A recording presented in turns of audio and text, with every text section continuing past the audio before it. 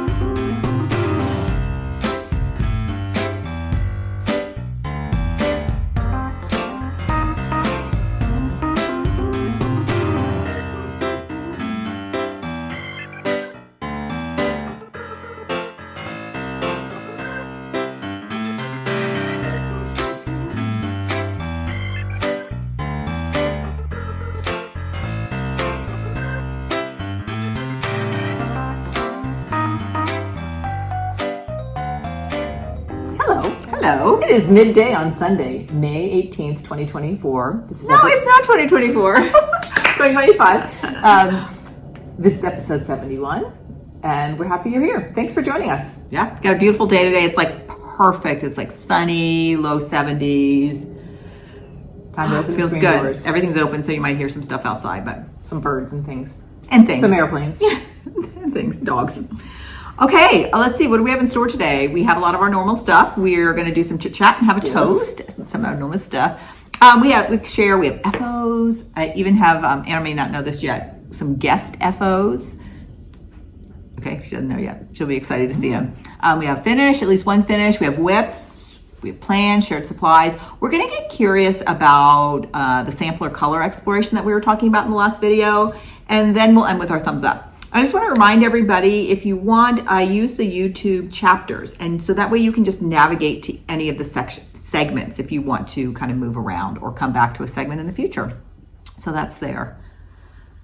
Great. Thanks for doing that. You're welcome. Yeah, I like that when other floss tube, because sometimes I'll be like, oh, I want to zip back or go forward or whatever. Great. Tab away. Navigate away. Okay, what's going on from our comments, Anna? Well, you just mentioned the sampler challenge and the color exploration, which we'll talk about more. But many of you expressed interest, whether you want to participate or some people just said, oh, that sounds really fun. Some people requested, could we start sort of small? But anyway, there was a little flurry of excitement and interest in comments. So thanks. That was great feedback for us. It's on. It's on. And then I had mentioned something about printing out a replacement page for a pattern, and the replacement page and the pattern book, the scale of the graph paper was slightly different. And one commenter said, oh, did you do 100% when you were printing instead of fit to page? So that's a good reminder for all of us. That was not my issue, but I was able to solve the issue very, very easily. Of course, I have a copier at the school where I can mess around with, but I printed it out at 97%. And it fit perfectly. So if graph paper scales on different pages are a little bit off, I think if you just up or subtract or add a couple percentages, you'll get them to fit. Yeah, I thought that was worth passing on. That's great. Good. I just want to zip back to the color sampler exploration. We're going to talk more about that in the We Are Curious segment. So you can always just zip right to that if you want to with the chapters. Okay. You don't want to miss the whips. Yeah. Well, maybe they're going to want to come back. Yeah, or whatever. So we're going to talk more about it then, and we'll give everybody who's interested their first assignment when we get there. All right, Carolyn, what about our lives? What's going on in our lives? Well, first of all, I have 3 more weeks of school, and then this is my last year teaching full-time in the classroom. Last time teaching in the classroum. You can imagine how her community is feeling about that, her school community. Everybody's going to be hired an amazing person to replace me, so that feels great. Yeah, that is great. I've had a great time teaching. I'm feeling done in the classroom, so that always feels great. So that's just where I am. Very excited for you. We also have had a flurry of birthdays and graduation and end of year festivities in our family, so we're getting good at eating pizza in the backyard. Yeah, it's so one of my granddaughters turned 3 last week, and then another one turns 5 tomorrow, and then your granddaughter turns 2 in a few more days, and then my husband turns 65. the week later. So it's just laughing. We're like, kid. And we're calling his birthday the Medicare birthday now that he's 65. All right, so that's kind of going on. Anything else? I think that's about it. Yeah. Let's toast. All right. Partially because some of Carolyn's pieces she's working on colorful linen have just been incredibly striking. Your colors have the threads that you're using on the colorful linen. I want to toast to colorful linen. And also because you and I are actually noticing more colorful linen. Maybe there's more out there in the world. And in Shared Supplies, I have 4/8 from Roxy Floss Co. linen of different colors besides sort of a neutrally kind of color. So I want to toast to colorful linen. And then also one of my thumbs up, and I've already posted it on Instagram, is a very funny photo about something in my house and colorful linen. All right, You've posted on I have to catch up. Okay. It's on our stories. Okay, great. Toasting colorful linen. And Anna, you're right. It is kind of cool. I do feel whether we're just, sometimes in life, you don't notice something until you're also interested in that. And then all of a sudden you're like, oh, is this new? It's everywhere. So I don't know if that's new or if more people are starting to branch out and use colored linens more. I feel like there's always been reds, turquoises, a couple of darker colors and things. Like a darker blue. But I feel like there's been a flurry of light pink recently. And then there's a lot of people stitching on magenta right now. Right, those bold colors. Great fun. I continue to be influenced by Cam the Stitcher. I feel like she has such a great color sensibility, and she stitches a lot on colored linen. So I like seeing what she's doing for that. Her most recent post, she just held up. I can't remember what the color was, but it was because I think she went to Stitch North, and everyone's stitching on that bright pink. But she held up this other color that was like maroony. Oh my gosh, I almost stopped her video and ordered it. But I might go back for that. You can still do that. All right, and Anna is that your dishwasher? Oh, that's our dishwasher. It's just done. Anna got us fills on the way over. 12:45 pickup. Yep. Yeah. Okay. Cheers. We have one little tiny. Yes. We have for the guests. Okay. Yep. Okay. So we have a couple fully finishes. One of them is what I'm just calling a needle card. So when I was at Acorns and Threads last, these little postcards were at the register, and this is a free design that Avlea had. And she's going to be at the Pacific North. I forget what the whole thing is. The Pacific Northwest Stitch Summit. Yeah. I think it's that. Ding, ding, ding, ding, ding. At Acorns and Thread in September. So because I had this, and because we're going to that retreat, and because we're thinking about some little things that we might make, these are the 3 colors that are suggested. Oh, pretty. Yeah, I thought they were really pretty. And I had some extra perforated paper. So I did just one of the repeats, and then I sewed some felt. It's actually a sewing machine seam, and then trimmed it, and then put a couple of 28 bowens. So I think it's super cute. What size? Sorry, what size perforated? Is that the 14 count? Yeah. Yes. And I was gonna say 28. Yeah, that's 14. So I think this has potential. I really enjoy doing it. I regret not putting a piece of brown paper in between the 2 layers because the dark turquoise really made this look different. Maybe I'll try the white perforated paper that you ordered. Yeah, I just ordered. I don't have it in the Shared Supplies. I got 18 count. And that one we could also, Anna, this would be because I'm guessing it was a fairly quick stitch. You could even make it a little bit smaller, and then having the needles, this would be, and we could do different motifs and different colors, and people could pick one that they like. And I'm really liking the sewing perforated paper onto the back. I've used felt so far for all my projects with the sewing machine stitch. It's a little over 2. So did you sew right along the green border? The outside of the green border. Okay, so she has the green border there. Put it in front of our faces.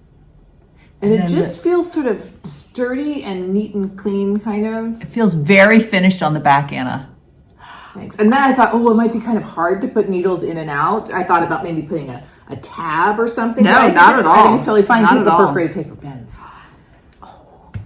Am I onto something? Oh, yes. I'm so into this. Okay, let's definitely do these for some gifts. And then I was also thinking, let's make some of the pins, like for the hands-on designs. Yes, because I'm we could do interested that in in that. perforated paper, so people could pick maybe a couple counting pins, or maybe they could pick a counting pin and put it in here too.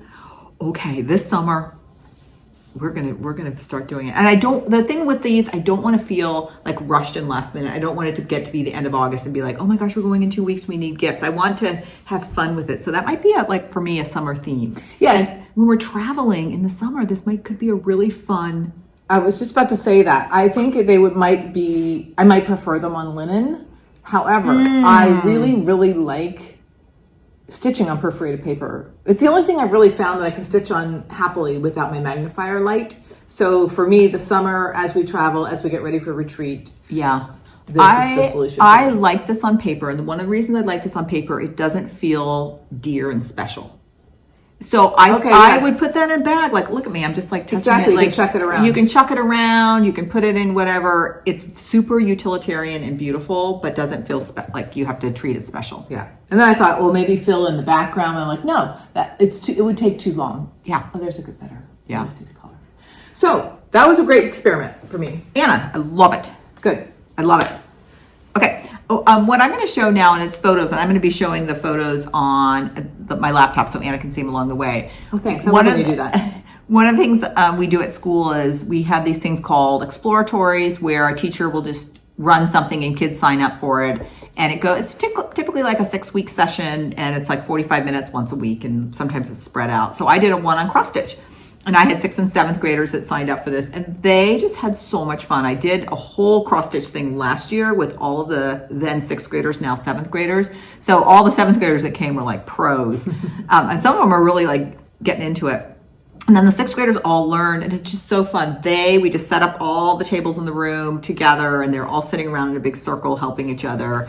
And I have a bunch of patterns that they can use, or I also tell them once they've done their first little thing, if you find something on the internet, you just send it to me and I'll buy it for you. So I bought some of the patterns, and one of the girls was pretty advanced. She picked a pretty advanced pattern, and so Anna even brought one of our hand-dyed linens that I took in, and hand-dyed Adas, and she like loved it, and she's like all in. So here are some of the photos of their finishes. And for the finishes, all I had them do, I brought my iron so I taught them how to iron it.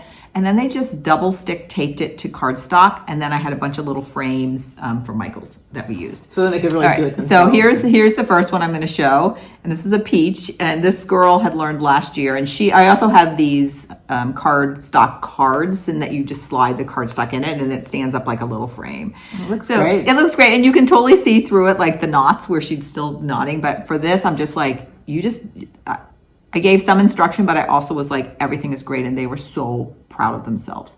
All right, here's the next one. This is her first piece that she ever did. Wow. This little mushroom. She was so proud of this, and she gave it to her sister for her birthday. And her sister loved it. I mean, it's so fun to see these girls stitch this, enjoy it, and then be so proud of what they finished. Here's the next one. This was her very first cross-stitch piece too. And it was just like a little dog. Isn't that cute? Really cute. And same thing, like I just got the 3-inch frames, and just however they fit was however they fit. This girl, this was her second one, and this is one, she just found a freebie on the internet for this one. I just love, and then there's a series, the same girl, she likes these little ones, and she puts them in the frames. So these were her series. That looks great. But I'm just cracking up because like, no thought at all about like trying to center it, but but who cares? They're all clustered together. And there's movement. And so she just loved these. So some of them are still working on them, and I just have all the supplies still in my classroom, and they're welcome to come in. Like the girl that did the mushroom, she's like all in, and she's like, oh, Miss Steele, I got another pattern. Can I come and pick out supplies? I'm like, yeah, come in at lunch. I'll have everything there. And I also still have frames for them. So the girls that are still finishing up whenever they're done, I'm like, bring them to, stop by my room and we'll put them on there. So fun. And it's they didn't have to, because they could leave it in the room for the next week exploratory, but most kids took their designs with them and stitched on them at home or outside, and then would bring them back. So I like when I get that question, can I take this home? I know. So it was really fun. Okay. And now, I wish I could have shown, just going back to that, I wish I could have shown you. Also, I actually have a picture of each student holding her piece. So I have, and I wish, of course I can't show you that, but their faces are so joyful that I wish I could show that. You can imagine that. You can imagine it. All right, finished objects. I finished White Winter Moth by Kathy Barrick. This was my lingering whip, and this year I'm doing something called lingering whips. If whips have been whips for more than a year, I just pull one out and it never goes back in the whips. I finish it. And I guess if I don't finish it, it's just going to be a UFO. So it's out. A few people have tagged you using that same concept of a lingering whip. Someone how did I miss that? One this weekend. So look on our Instagram. I have to go back and look at that. It's resonating, and I've really, really enjoyed it. Let me show it to you, and then I'll talk about the last piece in the puzzle that actually was a real stumper for me.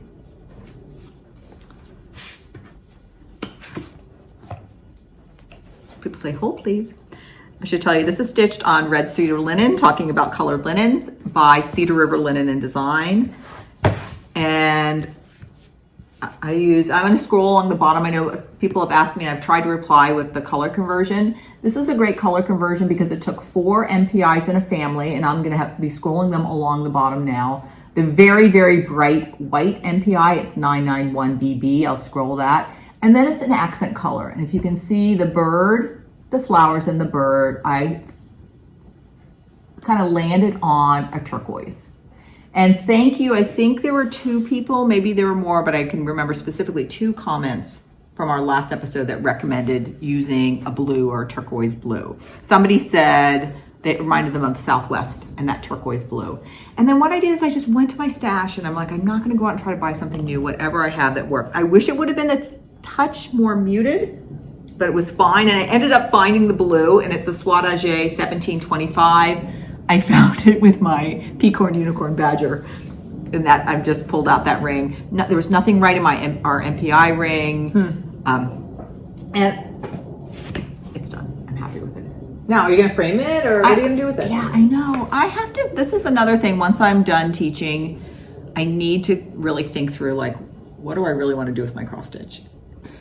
Carolyn has quite a few finished pieces. I have a lot of in the closet. Yeah, and if I do want to frame it, I want to do a little thinking about, do more framing in general. Where am I going to display them? How do I want to frame them? Do I want uniform frames? Do I want different frames? Because I do think I do want to frame this one. I keep thinking of the park slope. Yeah. And you know how we've joked around of like, we're going to make something for everybody in the family? You can you've distributed some of yours already. That could be another thing to think about. We often get together at Thanksgiving. It's a very common time. One year, I just brought out a whole bunch of hand knits I was sort of done with or I wasn't wearing, and people just took them. It was really fun to see who took what. It was very fun, and multiple generations. So maybe we'll have to do that one time, just put cross stitch out. Okay, I like it. Okay. And once we get going a little bit, I'll show you what my next lingering whip is that I pulled out, and I'm very excited about it. All right. Hashtag Kathy Barrick Fan Club, and now I can go back and now start working on the Quaker Dwelling. That was also Kathy Barrick. All right. Let's do whips. Got the first whip. And friends, I'm happy to report that Bun Bun has arrived. Oh my God, I just saw a glimpse of it. Yeah. So this is Bun Bun by the Artsy Housewife. Okay, Gigi, your shading, perfection. So good. So I finished Bun Bun herself.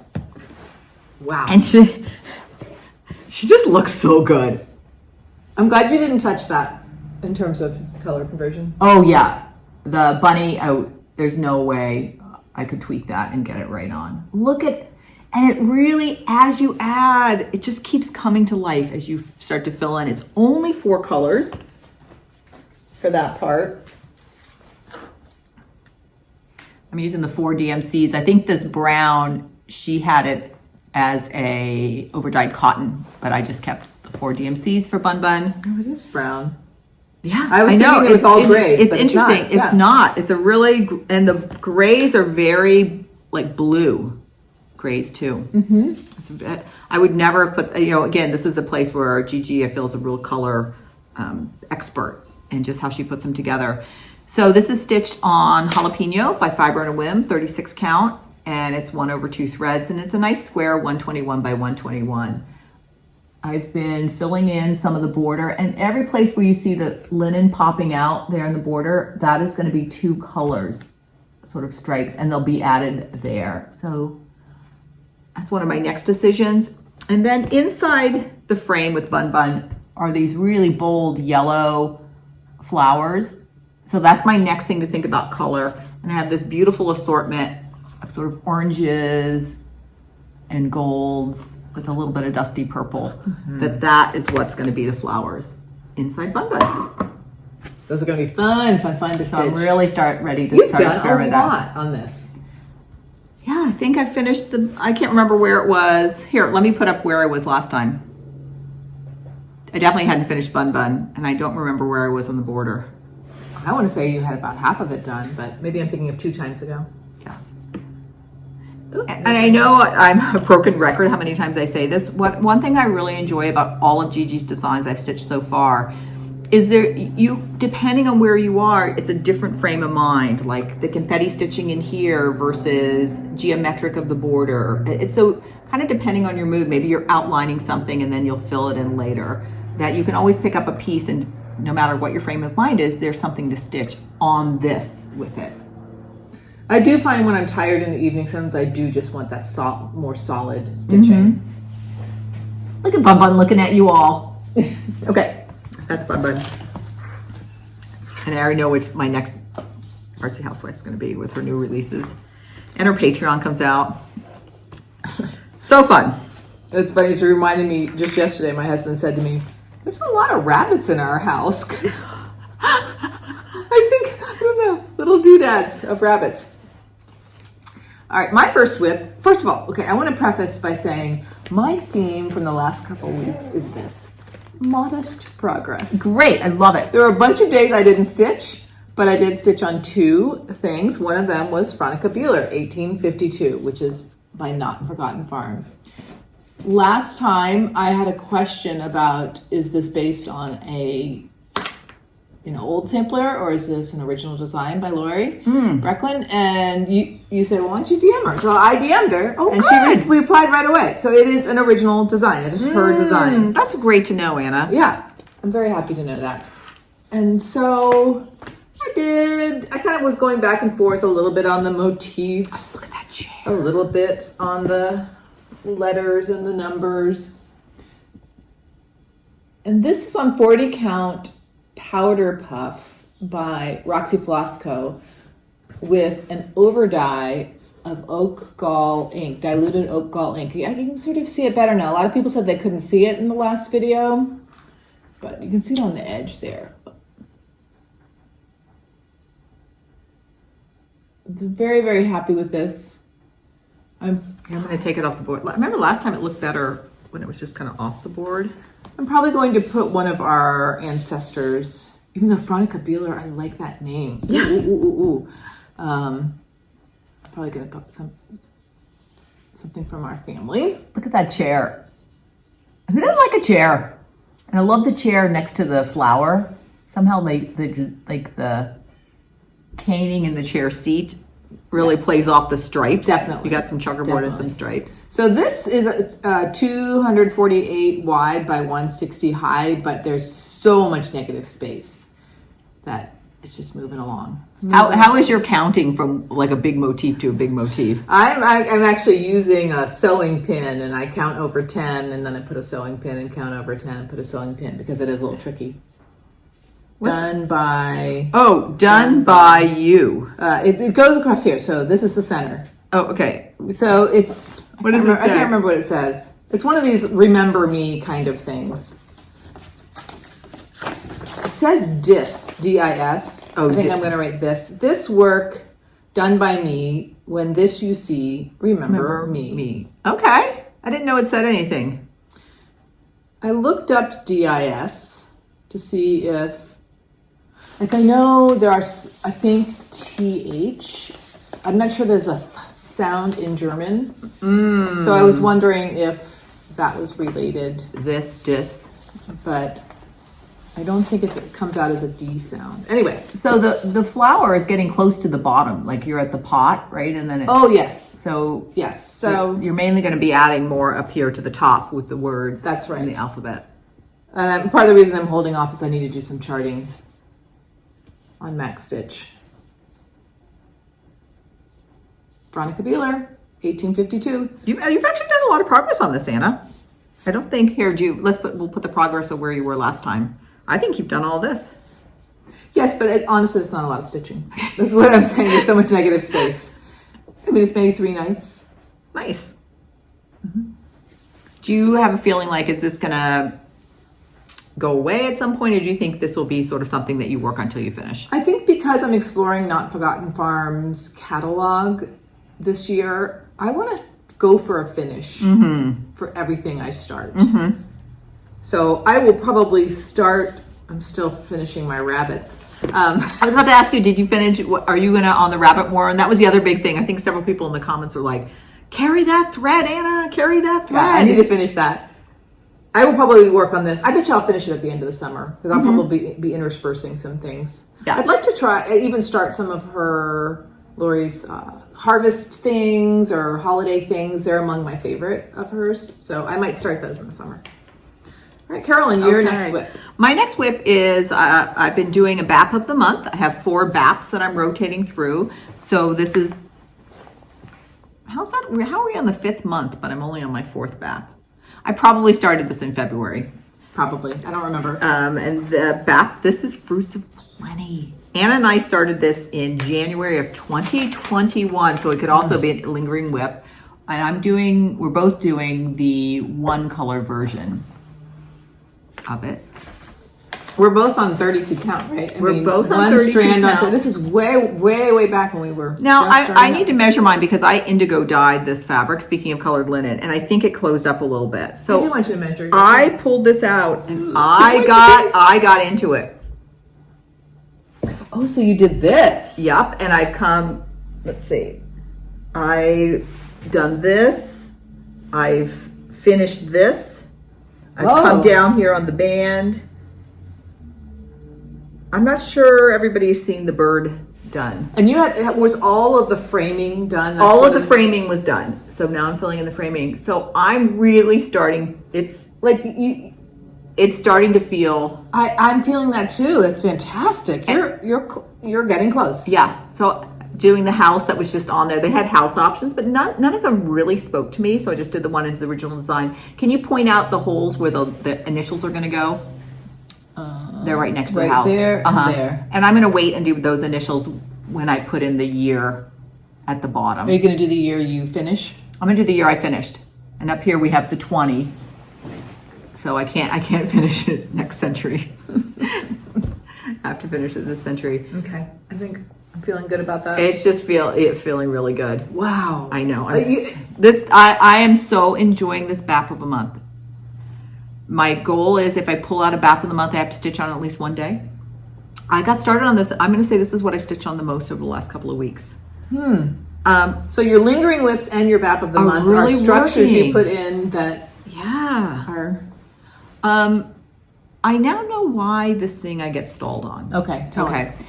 This piece and a lot of Jacob's, I call it organic. So it's the diagonal vines and berries and leaves and like over here, these flowers.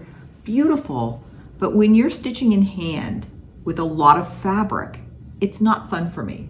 And then I try to hoop, but that's not fun for me either. And what's happening is I find if I'm stitching something, let's say it's more like the house or the squirrel that has bigger clumps of stitching, I'm really stitching primarily from the top. So I don't mind holding all that linen. But when you're traveling a lot of times you have to kind of move from spot to spot. So I'm taking my needle underneath and then popping it back up. So my hand's moving from top to bottom a lot. And when there's a lot of fabric, there's a lot of this like, get under the fabric to get there.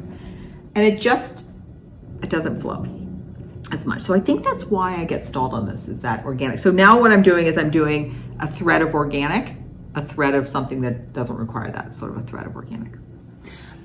That helps me better understand, because I've heard you say that you don't like the organic vines and everything, which are among my favorite, to stitch. Are not. Yeah. But now I'm better understanding, because I do more poke and stab than sewing method in general. You know, we both stitch in hand. So yeah. And I don't mind that if my fabric's smaller, where that process of getting under it, because you can imagine like if I'm over here, to get under here, I'm kind of going like that and then going I like do this that. thing with my hand. I sort of flip my fabric. Maybe it's just like, and then sometimes I'll like kind of roll it up. So it's more like fabric management and that time to get your hand from top to bottom. So that with a lot of, because it's a big piece, it's a lot of fabric. But man, so that also fits. so I know good. you've been toying with the idea of maybe getting a stand. Yeah. I think that would help you. Yeah, and I tried the hoop, but I was holding the hoop in the hand, and that, something about the hoop, there's just, I like that stitching from the top, and when you can, and I feel like my stitches are more even doing that. I feel like I have a really even tension doing this, sort of that sewing method. I agree. Your tension is exceptionally even with whatever you're. The other thing I want to mention, okay, so this one right here, the bird, I got like way off on that. Like the bird's wing is like one row, and at some point I'm just like, I'm just fudging it from there. And it actually, when you're done, I can't even tell you exactly what I fudged, but I know I had to move things around. The bird is a little bit different, and it just goes to show, like, nobody knows. So unless it's going to throw off your whole piece, the counting, like, because this is so self-contained, any mistakes in here were not going to throw off my other things. All right, so I'm still, what are we, about halfway through May? So I'll probably still get some more good stitching on that. And I feel really good. It was really fun, and I'm seeing this is going to get done. I feel very excited for you. Fruits of plenty. See where mine is. I know everybody finished theirs like, I don't know, 2 or 3 years ago, but it doesn't matter. All right, you're going to go again. I'm going to go again. I only have 2 whips today. My next lingering whip I pulled out, and I pulled it out this morning, and I did just a little stitching this morning before we filmed, and it is Oh Joyous Day by Blackbird Design. What year did Jack get married? Is that 20? Subtract 2022. Oh, 2022. This was, Ann and I did a summer start along, or out of I think of COVID when I think of that. Well, and so it was right. Her son got married. I had COVID. So I think of this as my COVID piece. And I don't know why I put it away and never really pulled it out. So there's the pattern. Would you pick this chart again a couple of years later? I would. I really like it. And I love the sentiment, Oh Joyous Day. I'm still deciding I'm going to be personal. I'm not going to just do it for one person's wedding. I think I'm either going to put dates of joyous days all around it, or I'm going to put the initials for the joyous days. And I might pick like maybe, I don't know, to fit maybe 4 to 6 joyous days and put those in there. So some weddings or granddaughter's births or something like that? Yeah. That kind of thing? Yeah, that kind of thing. And there are all the blackbird colors. And here's where I have them. I'd say blackbird colors aren't really my colors. I'm not as muted, but I still think they're pretty, and I like them overall.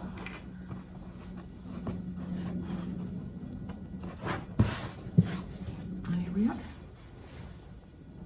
There's satin stitches in the sawtooth border, but I just cross stitch those.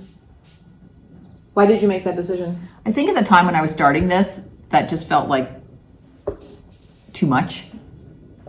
I think I was still a fairly new cross stitcher. This in itself was probably feeling like an adventurous piece. I think I also just wanted to kind of do them, and I knew I had to save you should save the satin stitch for the end. I'm just like, let's just get on with it. Okay. But I do remember, man, I had COVID. I was back quarantined in our bedroom in the summer. It was hot for days, but I was stitching on this thing. So it's very pretty. Friends, you heard me. This is my lingering whip. This is not going away until it's done. Whoa. I know. There's a fantastic bird that's going to go right here. I'm starting this. I want to do that bird as just like a little pillow or something when you're done, if you have enough thread. I think one of the things I'm drawn to about this is the geometry. I love this fan down here, how geometric it is. Yeah. I could actually see just doing some of those motifs singly, and that bird is fantastic. He also has a very quilty, crazy quilt feel. I really like the pear too that you've done, the top center. So I think that's what really is attracting me to this piece. This is stitched, I should give you the details. It's stitched on 36 count light mocha by Zweigart with a call for over-dyed cottons. I also remember this is the first time I was like, Chris of the Camping Stitchers was stitching this, and I loved her linen. I'm like, I think I'm going to send her a DM and ask her. So I was like, I thought I was being really brave. And she's like, oh, it's this, blah, blah, blah. Now I'm like, oh, yeah, everybody does that all the time. But it was the first time I sort of reached out to somebody to get what they were using. Yeah, I wonder, does anybody mind if anybody copies what they're using? Oh, I've never heard anybody say, but maybe people are not. I think if you were probably worried somebody was going to copy you, or for some reason you wanted to keep it, you probably wouldn't talk about it. Or you'd be like, oh, here's my piece. Yeah. And not give a lot of details. I feel like this general spirit feels celebratory when somebody likes what you did and wants the information. Okay. Oh, Joy's Day. Very pretty. Okay, good. I'm glad that's out. That's one of my favorite of your pieces. Oh, and I have so enjoyed stitching on the colored linen. It did feel good though, kind of going back to it's a bit of like that. Okay, this is really pretty on just like a very neutral linen. Is it easier to see or not necessarily? Not necessarily. Like it was really easy to see, but it's not an over dyed linen. It's a Zweigart, it's a Zweigart color. All right. Anna. I am participating in the Quaker Christmas Sampler Sal. What's it called? KB Swan Quaker Sal, which is being facilitated by Annie of XO Needle in the Hay XO. Thank you, Annie. And I fell behind on the pace of the Sal, and I'm still not quite caught up, but I'm almost caught up. So I'm sort of generally following Annie's suggestions, and I'm doing the rectangle. And the exciting thing for me this time is that all of a sudden I can imagine what a 4-inch wide piece is going to look like. So let me hold it up for you while you're talking. I'm mostly worked up here. So about half of this blue outline was done previously, so I finished that, and then I was supposed to just get the sun or the moon in, but I couldn't resist putting a little part of the swan. Did this Quaker. In the Sal, this Quaker is outlined, so it makes me wonder if maybe we're moving up here next and we needed those stitches to count from. I still need to finish something down here and put a few more snowflakes in. The snowflakes are, I think, my least favorite part to do, so I make myself do it. Is that, what would you call these, the snowflakes? Really? What don't you like about them? I'll do them for you. You will? Okay. Yes. I love those geometric snowflakes. I love the way they look. For some reason. I mean, I love stitching them too. Yeah. Okay. No, do you know why you don't like stitching them? I think I'm having a hard time finding a route or a path that I feel satisfied with. You know, sometimes when you, like the way, after you put the end of the stitch in, where you move next affects that top leg. Yes, absolutely. So when I'm paying attention to that, sometimes I get a little stuck on my route. But I think I have a new idea that's working well for me. Sometimes I'll stitch the stitch almost like backwards when I'm about to do it, because I'm thinking about that last leg. Where do I want it oriented? So instead of like going bottom to top, you might go top to bottom, so it pulls up like this. Yes, I can relate to that. I also realize I think I go opposite of what everybody else does. There are other people who do it, but I do think the majority of people stitch opposite. Yeah. And this, I so agree with you. It's really coming into why it's so beautiful in this long. I remember last time you were talking about potentially chopping it up and doing something, but have you now embraced the long? If I chop something up, I think it will be the next one with the Quaker houses. So yeah, there was just something, maybe I just needed to get enough height to start to visualize it and appreciate it. I was liking it, but now I'm moving more towards like, and I still am thinking instead of a frame, I'm going to do some sort of soft finish, and it will be kind of like a little Christmas banner. Remind me for the next episode, I did a needlepoint years and years and years ago, and it was finished sort of as a soft bell pull. And it's like one of those pieces, it's hanging in like our bedroom to bathroom. It's kind of hard to explain how our house works. So you forget to look at it, and occasionally I look at it and I go, oh, that's so really good. So remind me, because I think this would look great finished the same way. Whatever I do, I don't think I will do like a binding. I think I want to pull it back. That's what this is. So that it'll just be edge of linen showing. Yes, agreed. And it has like a little hanger here and a big tassel at the bottom. Yeah, that tassel would be, because it's pulling out the colors. This is wanting me to do. I really want to do I'm going to start with the houses one. Great. Okay. So again, thanks to Annie. It is, even though in general I sort of like to make my own decisions, I do find it fun sometimes for someone to say like, do this section next, do this section next. So I'm really enjoying that. Yeah. This is my last whip, and this is a knitting whip. It is a pair of FFOs socks, and I'm going to put a picture of the pattern. This is the designer is Andrea Mowry, and I've already knit a pair for by the time you see this, she's going to be 5. My 5-year-old granddaughter who lives out of state, and this pair is for my almost 5-year-old daughter that lives in state. And it's fun. I have just a drawer of, where's my other yarn? A drawer of scraps. So I let her just come into my craft room, where I store it, and she picked these colors, which is very unlike her because she's very into like pink, but she gravitated right away to these. And here is the first, I'm feeling so disorganized. And this bag There's something about the shape of the bag you're having a hard time locating. I love this bag because it says, use your hands, knit, make something. So here's her first sock done. Oh, that is cute, Carolyn. That is so cute. She is so crafty herself. And I was babysitting them for about 5 days when I was working on this first one. And she's always like, Ramsey, can I try it on? Can I try my sock on? So it was great. We really got to fit it on her because we'd be like, I'd put it on. I'm like, oh, how far do you want the cuff up? And then her foot, where's your foot? How far? And she was always all in to try it on. She goes, oh, that looks so good. Like she's really, really invested and loved watching me knit. And she'd be like, I'm going to knit with you. And she'd just like pull out some like coloring or something. But this idea of like we're crafting together. She has such a very fun spirit. Her sister's birthday party was yesterday. And she was saying things like, I'm going to greet all the guests. Yes. And then here I am on her second sock. So this won't take very long. I've just turned the heel. I'm working on my gusset, and then I have my toe. I mean, it's great making kids socks because it doesn't take very long. And I love this pattern by Andrea Mowry. She's a very well-known knit designer, and the pattern goes from child to adult. So it's just really fun and has a great texture to it. Yeah, I like the texture a lot. I think I talked about this when I made my other granddaughters. I called it my prototype sock. I just made one, and then I had the girls try it on, and we'd be like, okay, how much higher do you want it? And I made the foot's pretty long, so we could be like, where is your foot on this? And we realized this size, it was really actually too small in circumference, so I could tweak the sizing a little bit. So my prototype. I know the little other local, the one that just turned 3, she's like, make me socks? I'm like, yeah, your turn next. So she noticed. So Expo socks.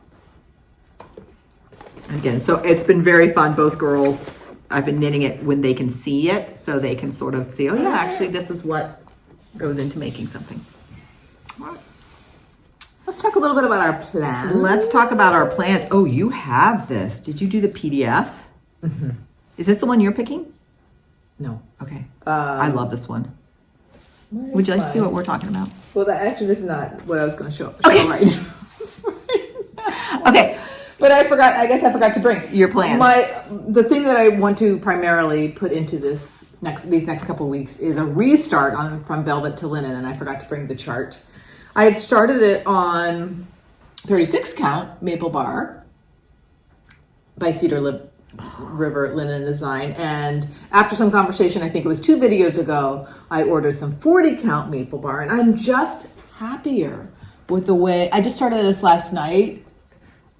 And those colors look fantastic on this linen. So I'll pick that out. Here, let's fold it and let's see, because I do think on the 36 you're definitely seeing more fabric coming Which through. Sometimes I don't mind. I think it's just the...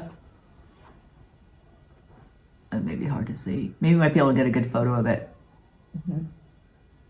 But for some reason, when I started this, I was like, I think I just want it to be dense and the colors to look really rich. Yeah, I think just calling it, the fact that it has velvet in there, you want it to feel probably full and rich. Yeah. Oh, I'm so glad. The colors are spectacular. I've been wanting to start this since I saw it. And it was, I will admit, really hard for me to wait for the solution. Like to wait for the new linen to come and to find the right time to start it. And I'm very happy I did. I'm glad you waited. You didn't eat your one marshmallow at the time, so you got 2 marshmallows. That's right. All right, Carolyn, Nice. what are your plans? Okay, my plans, nothing special. I actually haven't touched this Bee's Got Knees. I'll put a picture of the pattern. This is from the class I took at the Spring Mingle. And fantastic finishing tutorial. I have a fantastic instructions, but I do have access to that video for another 2 weeks.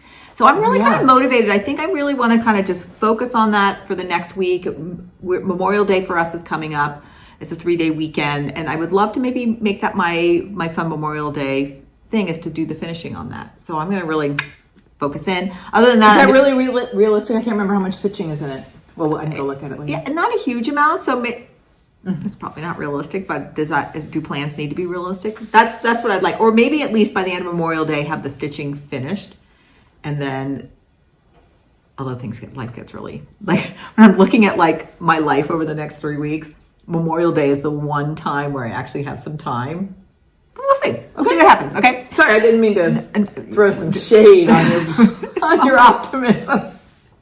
I know. I always tell people, like, especially like that I work with, I'm like, you just need to know I am like optimistic to a fault. Like, you're just gonna have to bear with me sometimes. It is sort of my true nature, but I know I'm optimistic to a fault.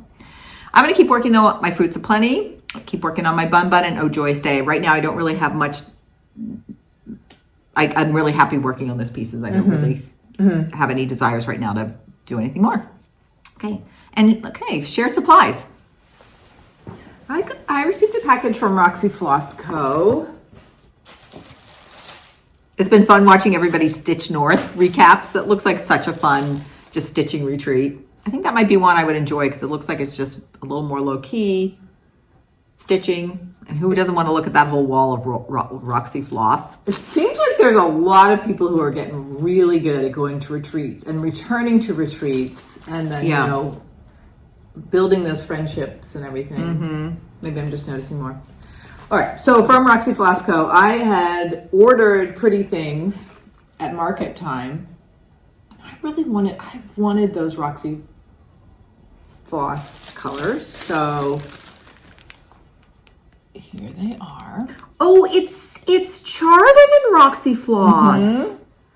I hadn't realized that. And I don't know, this is one of these things, like, I'm not sure when I'm going to start this, and often I hold off to get the threads when I feel like I'm pretty close to starting something, but this was just one of those ones.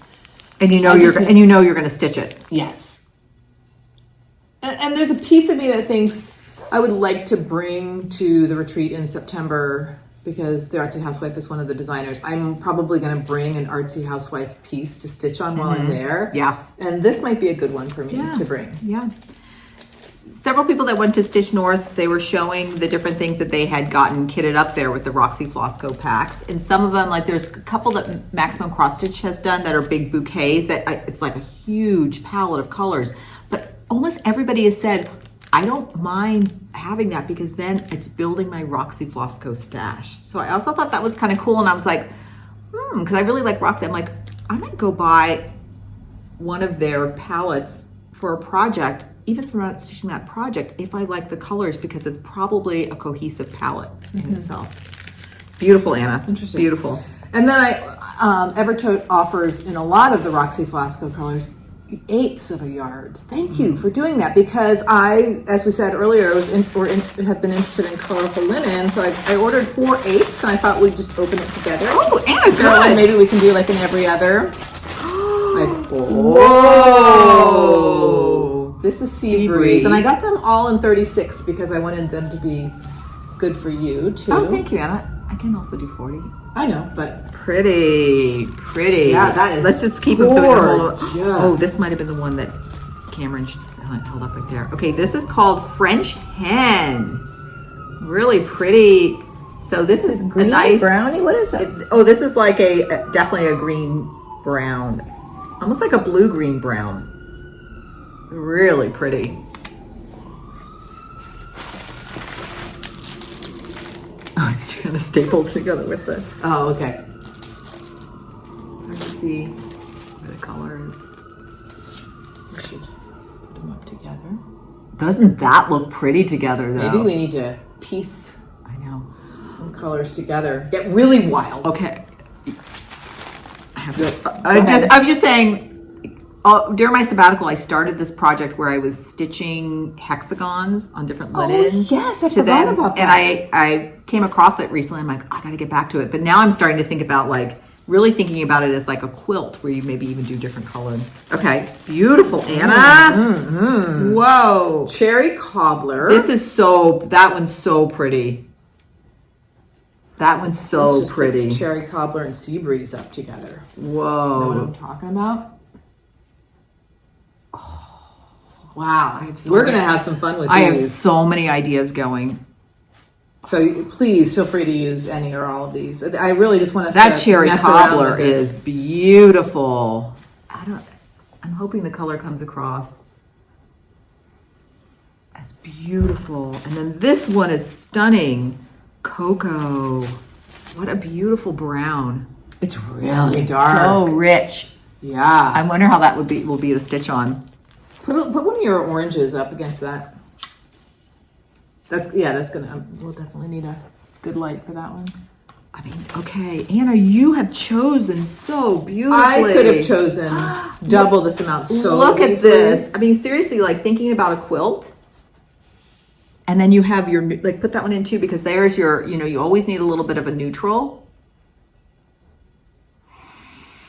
Aren't we lucky? Do we have all these colorful linens? I mean, I love a good neutral, like you were saying earlier, but these are cool. I just want to play with Did color she have on more them. colors too? Oh, so many more. Okay, I just, I was like, let's just get a taste. I might get a few. I might go and pick a few wanna get a because taste too? I think these colors are some of the most beautiful colored linens I've seen. I mean, they're so rich and sophisticated, and how they go together. And I think an 1/8 is enough. And yeah, For now. yeah. It's all, and also because you can see them. If for some reason you wanted it on a bigger project, you can order. I mean, Oh yeah, now that I open this up, because this was sort of pinned closed, there's a lot of really pretty variation in that French hen. oh wow. You know what, yeah. I'm probably holding up the wrong side. Wow. There we go. Okay, thank you for bearing with us. Exactly, you've lost us a bit. So that's People have like navigated ahead, scrolled ahead. Okay, so that was a little bit of drooling, but okay. whew, man, why is fabric so beautiful for people? I don't know. All right, that's Anna's. Mine's very boring in comparison, but not really. So there's a designer. Her name is Kate Davies, and I believe she's from Scotland. Gorgeous And cover. she is a beautiful knitwear designer. She has been for years, and she's also been very good over the years about speaking out about the importance of copyright and being conscious of people's copyrights and not just copying things and giving them to people. So she's very, very outspoken in a very positive way about that. Her husband is a professional photographer, and she may have been a journalist in her time, but her books, I buy her books a lot because not only are her patterns beautiful, but she will add little essays. She puts in her husband's photography. She lives in a beautiful, I'm pretty sure it's Scotland, Edinburgh. Yeah, it's published in Edinburgh. I mean, he's a beautiful photographer. That's a gorgeous book. I like the size of it too. Yeah, she'll have variations on a theme. I just showed the pattern, but if you can figure out that sweater from that, power to you. Here she is. This is the designer herself. And look at that. And then here's another model she has. So these books, whether it's reading the essays, just looking at the patterns, enjoying the photography, I mean... It can't be real. It's amazing. And then the other thing she does, she's a very, again, thoughtful designer. In, she's thoughtful and kind, but also thoughtful about her users. You buy her books, and you also then get PDF downloads of all the patterns in here. So you have access, as we talked, the knitter site Ravelry. You can go on Ravelry and get all the PDFs. So it's wonderful. You can enjoy the book, but if you're a person that does like a PDF version of a pattern, or you want to print it out and mark on it, that is available to you as well. And what's the price point on a book like this? Yeah, so this was £25. So it's probably by the time I paid shipping, I probably paid $35, $40 for it. But I'm totally happy to support her. And I think I saw enough design. I saw enough designs in here that I would do. I would probably stitch a couple. I mean, knit a couple. Look at that. It's a cute little hoodie. she has with the color work. So Kate Davies, and she's been publishing books for years and years and years, and I probably have about 5 or 6 of hers at this point. That was my purchase. It's beautiful. Thank you. Okay, let's get curious, Anna. All right. All right, so we are curious about doing, we're calling it the sampler color exploration. Anna's like, do you want to really use the? And I'm like, actually, I kind of do. And the idea, we were kind of throwing this around in our last episode 70, if you want to go back, but just this idea of the girls stitching samplers back in the day. They were probably just using materials they had. They're making their own color choices. I mean, I don't know, I'm making this up. Maybe the teacher did tell them what to do, but I just love the thought of thinking about that girl's personality. So I thought, like, let's put our personalities into it. So how could we take a sampler and look at just the black and white of the sampler? So get a black and white copy of the photo, just put everything away about color, and picking our own colors. So we're using the chart itself and the design of the sampler, but making it our own with color, whether it's the color of the linen, the color of the floss. So Anna and I went ahead and chose our patterns. So you want to talk about, and do you want to just show them, or should we show and then also talk about why we picked it? Let's show and talk a little bit about why we picked it. Okay. You want to go first? Sure. I thought through a couple of things, and I finally decided on a la-di-da pattern, and I considered a few things, and I haven't 100% made up my mind. So this is one of my options, is the birdie stitching roll, and I will not do the stitching roll part, so I'll probably chop off the bottom part of the chart. And when Carolyn is saying, look at a black and white reference, so I just did this as an example. So I would put this away and be making my color decisions from this. Mm-hmm. So you can see a little bit of the value. So you just put it through a copy machine. If you don't have access to a copy machine, you can always take a photo on, if you have a phone, and then change it to be like black and white or grayscale or something like that. So I wanted to pick something pretty small. I wanted to pick something that had sort of chunks of color. Like, I was not interested yet in doing like intricate shading or anything like that.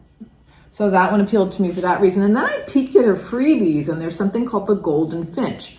And this one is really accessible. It's 58 by 49. And it has some, like, sort of, to me, like a nice number of colors, and it has enough to experiment with, but it's not like, if the exploration is sort of meh for me, then I'll be done. So I think I'm going to do either the birdie stitching roll or the Golden Finch from La-di-da. And I'll make sure I have links to these things in the description box below. So both Anna's choices and that, but then also a link to La-di-da's It's Cute freebies page. Anna actually sent me over there to look, and she also has like charts for alphabets and different things there. So, and that Golden Finch came from that. So you just printed out the chart. There was no color picture to go from. Right. So there's a piece of me that wants to go onto Instagram and look at people's, but yeah, so far I've held off because I'm probably going to go with that. Yeah, that's great. How about you, Carolyn? Okay, my choice is I'm going to stitch the Black Swan Pin Keep by Scarlet House, and I'm going to insert a black and white photo of it right here.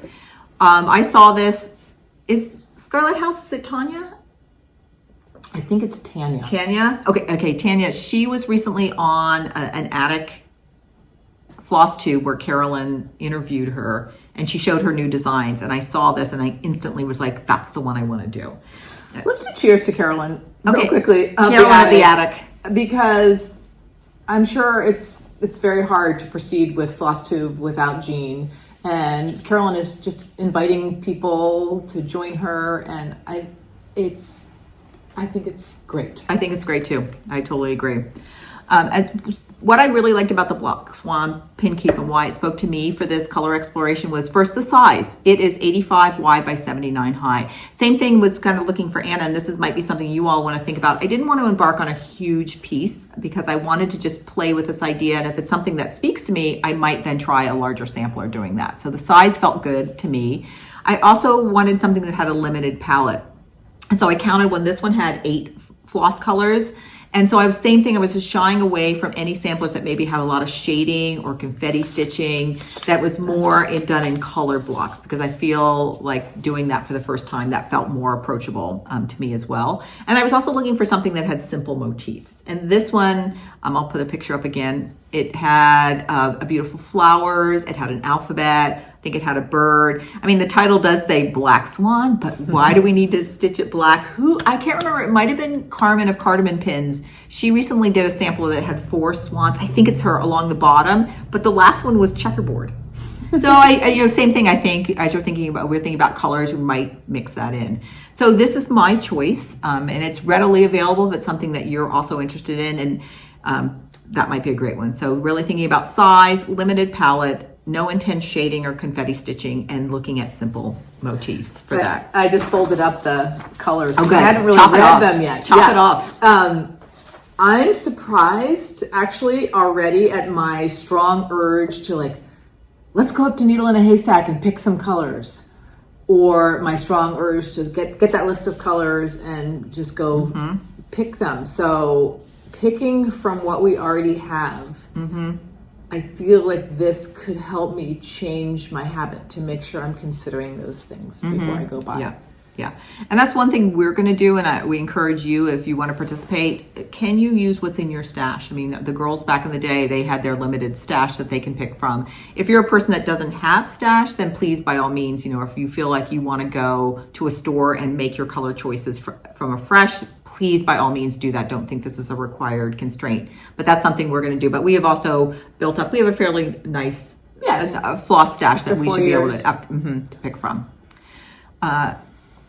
I think we should just jump to the assignment. Okay, so here, if you'd like to participate, and we felt like there was some good interest, here's your first assignment. I'm also going to put these assignments in our Instagram stories, and we'll save it as a highlight, so if you want to go back. So, and we're going to give an assignment every FlossTube video. And this first assignment is to pick the sampler that you want to use. Feel free, if you want to do one that we're doing, that would be fun. That would also be fun. In some ways, I'm like, it'd be so fun if we all did similar, the same ones, because then we could see how our different personalities are affecting the final design. So feel free, by all means, if you'd like to do either the Golden Finch or the Black Swan pin keep, go for it. And I know Black Swan, Anna's is free, which is also a great thing. Black Swan is available for many. I've searched for many different online, and probably from your local needlework shop. So that's pick your pattern, and then your next part of the assignment is to get a black and white copy of it somehow, whether you're taking a picture with a phone or if you have access to a copier, going and get a black and white copy, and then put that color copy away. You don't want to look at it again. And then finally, please post what you're going to do if you're on Instagram, do it, and our hashtag is the sampler color exploration. And please tag us. I know sometimes with hashtags we don't see everything, and our Instagram is we.r.Curious Crafters.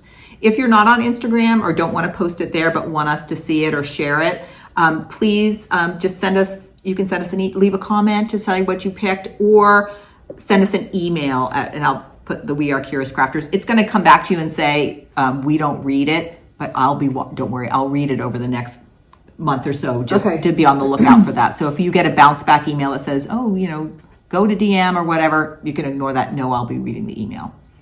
So if you'd like to participate, great. Otherwise, we'll be talking about our exploration, and we'll give assignments, and we'll try to make the assignments. And if you're a person that just you're all in and you just don't want to wait for our assignments and you just want to go for it, go for it. Don't feel like it, because we might be holding you back if you're a person that's just like, I'm on it, let's go. Okay. Let's end with thumbs up.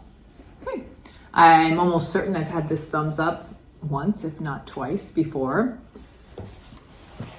My first thumbs up is a cabinet or a closet or a drawer that has room to spare. Oh! I like the feeling of some air, and the reason this is on my list is because this probably was last spring. I've been going through some things, and it's just feeling so good to rearrange or to thin out some things. Good. Second thing on my thumbs up is just birds nesting. We have so many birds in our yard, and there's so much nesting behavior. And sadly, one of the things I saw a couple of days ago was this big crow swoop by one of our low windows. I'm like, that is unusual. And then I found a little baby bird on the patio. So, nature does its Circle thing. of life, though. Yeah, exactly. So we have a little hummingbird that makes a nest in this particular place in our magnolia tree. Anyway, I'm just enjoying all that, all the sounds and sights of that. And then my third thing is it's this tomato tray from Target. Oh my gosh, I walked past this thing and I just love the irregular tomatoes. We eat as a big family a lot in a shared patio space, so I actually use trays like this a lot. Yeah. And I just couldn't resist it. I think Target does a really nice job with trays. Mm-hmm. Oh yeah, that's a great one. I might go copy you. Carolyn, your thumbs up. Okay, my thumbs up are very eclectic this time. The first one is, I have the same. Oh my gosh, doing paper crafts with kids. And I wanted to highlight this chart. It's this package of, I got this at a local just toy store, so I don't know how it's available. The company is DJECO. This is so fun. My local older granddaughter I was talking about was so crafty. So I like to get her crafts. And what I love about this, first of all, the materials are beautiful. You're essentially punching out different parts of animals, putting stickers on their shapes, and then putting them together with brads. And the instruction book, yeah, they look like this. She's already done her bird. The instruction book is beautiful because it's no words. It's just colors. And she can follow this. She did this whole thing. I had to show her how a brad worked, like the idea behind a brad. I showed her one. She did the whole thing. Cool. So fun. So if you have somebody in your life that's young that likes these little crafts, there's so many great paper crafts out now for kids. It says made in China, designed in France. It feels very, yeah, and it's a lot of it's written in French too, but it's so cute. Like these little animals, her bird is adorable that she made. And we craft side by side. So it's just so fun. While she's working on this, I'll maybe be knitting and we're just talking and we're doing our crafts together. So love that. Thumbs up for that. Really nice quality. Second thing is a handwritten thank you note.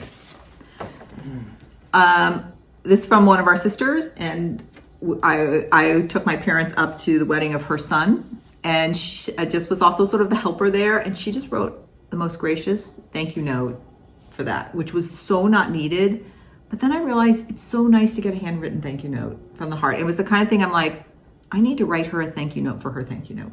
You know what I mean? Like you get that feeling. Mm-hmm. So I think we just, in our digital time, the other thing I kind of want to think about is like maybe sending people real birthday cards again. And thinking about like that going back to some mail. So maybe we should try that with the thank sisters. you, sister. Yeah.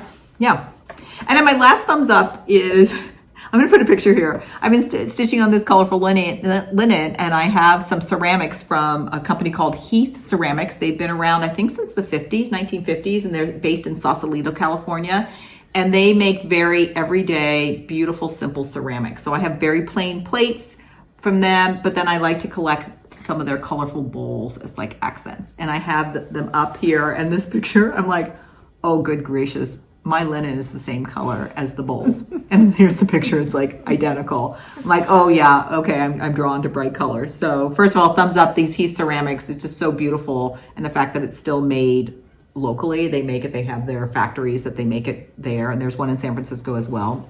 It's a great wedding gift option. It is, yeah. And so functional and beautiful at the same time, but just predictable. All right, those are my thumbs up. That gives me an example of another challenge we should do is use colors. Maybe someone's already done this. Use colors that you're not normally drawn to. That is always a good challenge. I feel like quilters do that kind of challenge. Maybe that's what I have in my brain. Yeah. All right. All right, until next time. Happy crafting. And stay curious. Bye, everybody. See ya.